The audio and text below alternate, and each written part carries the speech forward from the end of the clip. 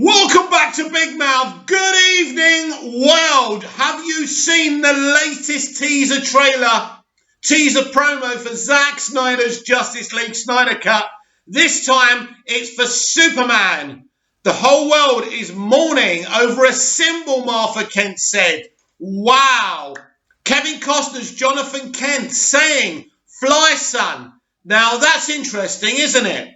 We know Costner plays some role in Zack Snyder's Justice League Snyder Cut. Is it a physical role? Is it a voice role? We do not know. Now, as far as we know, Man of Steel, that's the first time Clark ever flew.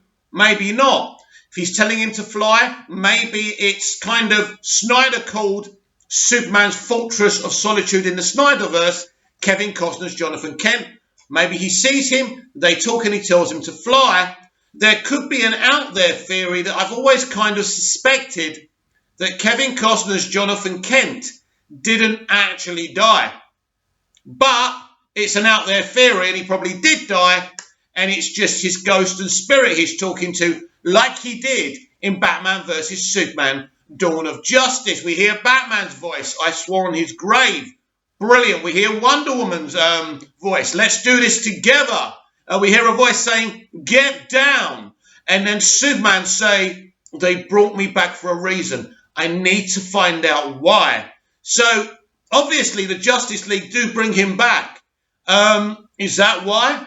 Is that what he's saying? Or is he talking about Darkseid? We really don't know, but and he's using the same music, same Junkie XL music as he did with the Batman promo as well. Someone was complaining that they didn't use the idea of hope from Man of Steel, but he's obviously going to use the same music on every promo. A lot to look forward to still. I expect Wonder Woman to have a promo tomorrow, then Aquaman, then The Flash, and Cyborg last. I also expect, and I know people probably will think I'm talking crap, I expect a Martian Manhunter promo. And the final promo, I think, will be a surprise inclusion. We could get a Green Lantern promo.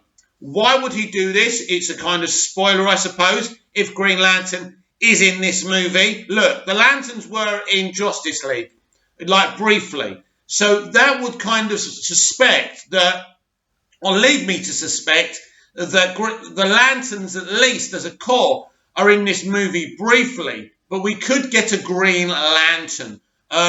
Maybe a John Stewart promo. Maybe it's John Stewart that's in it, not Hal Jordan. That would be interesting as well. But it's it's a great promo, an energizing promo. You know, again, I'm buzzing, and I can't wait for this film. While, the people in our fandom are moaning about who's got access and who hasn't got access, I'm not bothered that I don't have access. But I will not have anyone coming onto my timelines or my comment section saying the people who haven't got access are bad people.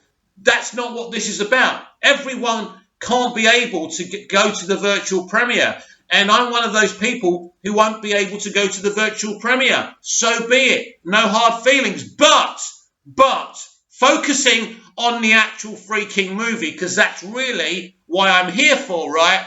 It's an exciting promo. Superman is referenced and displayed in the right way, not in the shit way he was in Justice League. Superman is my man. Superman is my character.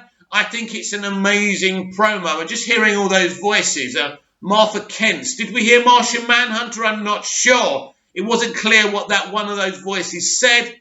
But all the other ones I referenced are freaking awesome. And the final one by Superman, he needs to find out why he was brought back.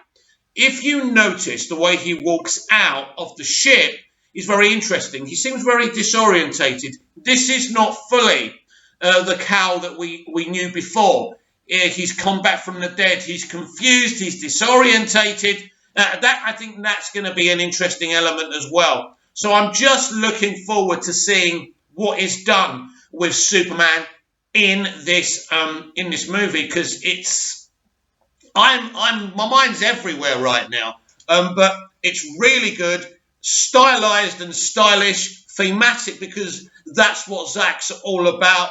I've been waiting for this promo all day. We got a poster as well, a brilliant poster. And so it goes on. The hype engine goes on. And the closer we get, the more excited I get, wondering what this film is going to be. Isn't it interesting? The themes in the Snyderverse, in 2016's Batman vs. Superman, the world in that movie was divided over Superman. In 2021, as Martha said, they're mourning over his symbol. Does that remind you of anything? It reminds me of something. It reminds me that in 2016, people were divided over Zack Snyder and BVS. In 2021, people seem to be changing their minds about Zack Snyder, going back again, watching MOS and BVS. Just so awesome what's happening. And I mean, we need to talk about, I'm doing this video as well to talk about WanderVision, not just the finale, but the actual show as well. So that was the Superman promo of Zack Snyder's Justice League Snyder Cut. 10 out of 10. If it gets you hyped for the movie, it's great marketing. Zack is doing this marketing all on his own without the studio, and he's doing a better job than they ever could.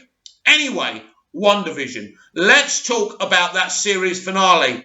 It seems to have been the reaction that I'm getting. It's very, very controversial. And a lot of the blue tick access media are not happy with it. And a lot of fans are not happy with it. I thought it was delightful. I thought it finished in the right way. I mean, Beth Olsen, absolutely fantastic. Elizabeth Olsen, amazing. Just fantastic. You look into that woman's beautiful eyes and she makes you feel via the performance, the emotion in her eyes, what Wanda is going through. It is so good. I was in tears by the end of that episode. I'm not an MCU shill. You know I'm a DC person, but I do have the films. I do like the MCU to a point, and I think this is the deepest that the MCU's ever got. I think it really works. Now, a lot of people are complaining that they were touching on some deep themes of mourning and how that can affect your mental health and lead you to do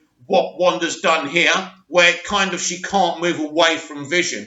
And so she's created a version of him. I thought all the actors did a great job, beautifully directed. But I think what this finale did so well, it really kind of focused on the relationship between Vision and Wanda's struggle here. You see, what I like about Scarlet Witch is she's not a clean-cut character. She has got these abilities. She's got a power. She's got the power of a god, and she's struggling with it. And when she's fighting, is it Agatha the Witch? Well, I thought she was awesome, by the way. One of the things I love is that wink early on in the season. Just brilliant. But yeah, she was a great villain. Actually, when she was revealed, I was a bit underwhelmed because I was hoping that maybe Wanda could be this big villain, overarching villain for Phase 4. But the way they did it and the way it ended up, so good. People complaining, too much action, a generic kind of superhero battle. I don't understand why people hate generic superhero battles in climaxes of superhero stories. The kids who buy the toys, that's what they want. That's what I want. Wonder Woman, the first one, Wonder Woman 2017 was criticised for the same things. I don't think it's a bad thing. We had the build-up. We had the emotions through every episode, right? We started off with this 1950s, 60s type of sitcom. Amazing. A piece of escapism. MCU fans were complaining, saying it was boring. I wasn't bored by it. I thought it was hugely entertaining, and I knew there was a deeper story there, and I was willing to find out what that deeper story was. We get to the finale. It kicks off exactly where we left it off. We have these epic battles, fake Vision. I don't know. What should we call him? White Vision versus the Vision we've known and loved in WandaVision. Paul Bettany, absolutely fantastic. Best of British. But he and Beth Olsen, I'm so proud of Beth. I really am. She's actually made me fall in love with this character. I now love Wanda. When I was watching the earlier MCU films and they were in them, it's like can we just get past this scene with Vision and Wanda? I used to find them boring. I wasn't captivated or interested by them. But WandaVision has made me really be interested in Vision and Wanda, aka Scarlet Witch. So that's one of the success stories of this series. I think it was a great series. A lot of people think this is groundbreaking. I don't think it's a groundbreaking series. It's kind of mystery box, very similar to Lost. Oh, what's going to happen? Why is this happening? Why is that happening? Mystery, mystery, mystery. We've seen that done so many times, but they did it well. It's groundbreaking in terms of a superhero story, but in terms of kind of saying this has never been done before. Yeah, with superheroes, but we've seen it done before. And because it's a mystery box that's kind of solved by the end, the rewatchability of it is a bit problematic. But it's a great show, and I've really enjoyed it. And the highlight has been Beth Olsen's performance. You know, I've been watching Beth since she was a small child on the telly, and she's been amazing. And, you know, this series, I would laugh normally at people saying, oh, Emmy, give Beth Olsen an Emmy. But I say give Beth an Emmy because she really sang to me. The character acting, the character development in this show has been absolutely fantastic. Great characters. Is it Maria Rambo? Is that her? No. It's not Maria, is it? Was Maria Rambo her mum, wasn't it? Anyway, Captain Rambo was awesome. The actor playing her was awesome. Did a great job. Can't wait for her to be in Captain Marvel 2. I assume that post-credit scene was all about that, wasn't it? When they pointed to space. So that's awesome. And then we had a second weird post-credit scene. Spoilers ahead. So we had Scarlet Witch, or we had, let's say, Wanda, like sweeping outside this weird type of cottage. But then we saw this kind of CGI image of Scarlet Witch reading this thing. I didn't understand it. Don't forget, I don't read Marvel comics, so I don't get it. But it was pretty awesome. Should I tell you why some people didn't like the finale? It wasn't about a generic action fight. Kevin Feige's made a rod for his own back with cameos and big post-credit scenes and reveals of, MCU characters. And he didn't do it this time, and people are disappointed. It didn't help that Paul Bettany said a week ago that, the cameo in the WandaVision finale would rival the Luke Skywalker reveal in The Mandalorian. And then he went back and said, no, it's not. And they started making jokes. So you don't, I don't know why. I don't know what obviously trying to get hype for the finale. But I mean, not just MCU stans, everyone was enjoying it and watching WandaVision. And I thought it was great. But the standout for me is Beth Olsen. Absolutely fantastic performance. She, as I said before, she made you feel all her emotions. And that's very rare in superhero storytelling. A lot of superhero performances are very generic, very dull, especially in the MCU. I had a little debate with someone on Twitter, a blue tick kind of member of Access Media. He was saying he was disappointed because they did this whole thing of, mourning and loss, and then they didn't really go through with it. Well, actually, I think he's wrong there because she had to say goodbye to Vision in the end, didn't she? Which was very, very sad. Bit weird because we got this situation, because the Visions were fighting each other, but then they had a conversation and he kind of gave him his memories, right? And I thought they were going to merge together. So it could be in the future of Phase 4 that they have merged together and Vision is back as this white Vision now. That's what I think. Vision isn't gone forever. And that was kind of hinted to as they said goodbye. And I'm really happy that they didn't do this final thing where we're never going to see Vision again. And so it's interesting. Very, really sad when they were saying goodbye to the kids as well. I thought it was amazing. I really did. I liked it. I thought the show had great pace. I think it was enjoyable. You never knew what was going to happen next. And very compelling again when the residents of the town were getting their memories back. And in the end, when she's walking past them, they basically hate her because she did do something very wrong and selfish to them. We mustn't forget that. And this is what I mean about Scarlet Witch. She's not a pure character.